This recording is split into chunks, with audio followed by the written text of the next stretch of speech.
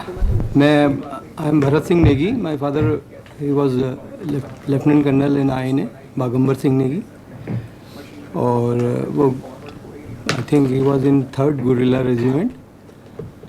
शुभम ने थोड़ा बहुत उनके बारे में बताया था अभी, शुभम जी ने. और फादर हमारे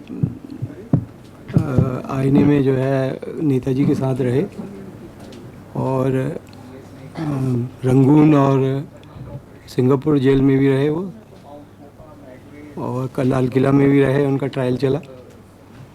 और फादर हमारे बताया करते थे पिताजी कि ये जो फ्रीडम फाइटर्स होते हैं इनके लिए जो है एक मतलब ये कालकोठरी शब्द यहीं से आया, क्योंकि उनको उस कालकोठरी में रखते थे जहाँ बहुत कम ऊंचाई होती थी, और लाइट वाइट तो कर ज़माने में थी ही नहीं, तो बड़ा मतलब कष्ट से रहते थे वहीं पे.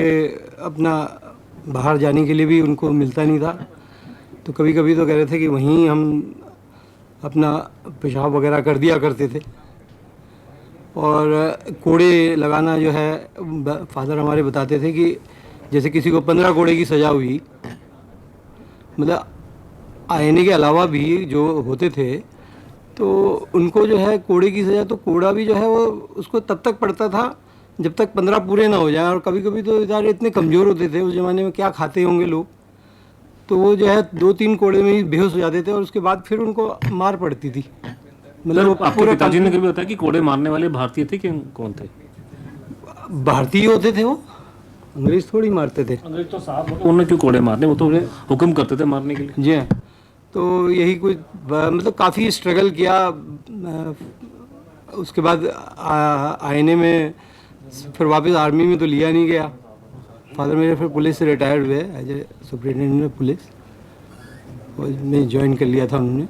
सर इसमें मेरा ये आपसे पूछना है जी हाँ. कि आप पंजाब में रहे ना, मतलब आपके फादर पंजाब? नहीं, मैं उत्तराखंड से हूँ. उत्तराखंड से? हाँ जी. तो उस टाइम की जो उत्तर प्रदेश सरकार थी, हाँ उत्तर प्रदेश, क्या उन्होंने आपके फादर को जब पुलिस में लिया, जी हाँ, तो उन्होंने इस बात का कंसिडर किया था ये आईएनए सोल्जर से इसलिए हम ले रहे हैं, कि उन्होंने कोई बस ऐसी डायरेक्ट?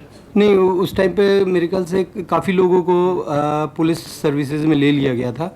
आर्मी में तो वापस लिया नहीं, लेकिन पुलिस सर्विसेज में ले लिया था. मेरे फादर कमीशन अफसर थे उस ज़माने में. वो जब कमीशन लेते थे तो उसको किंग कमीशन कहते थे.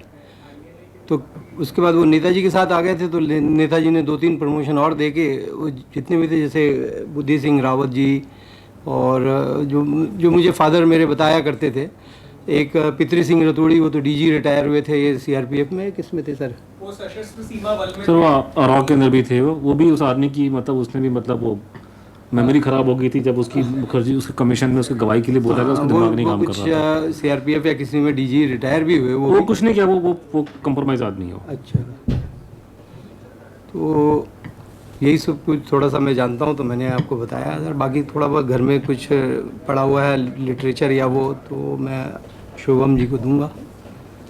That's all. तो अभी ओरिजिनल मत देना, फोटो कॉपी करके यूँ करके, ओरिजिनल हमेशा घर में रहना चाहिए.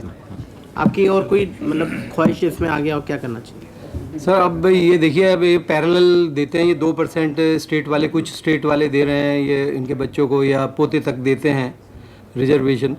तो वो पैरेलल एक होता है, तो कहते हैं कि इस बार नहीं मिलेगा, तो वो 2-2, 3-3, 4-4 साल तक कोटा आता ही नहीं है. तो बहुत कम लोगों को मिली है नौकरी वगैरह, कोई फ़ायदा तो हुआ नहीं है. अच्छा, थोड़ा सा फैसिलिटी इन्होंने पहली जनरेशन को बस की दे रखी है अपने अपने स्टेट्स में. उस पर भी जो है उस सेकंड जनरेशन जो उनके पोते हैं उनको नहीं मिल रही है.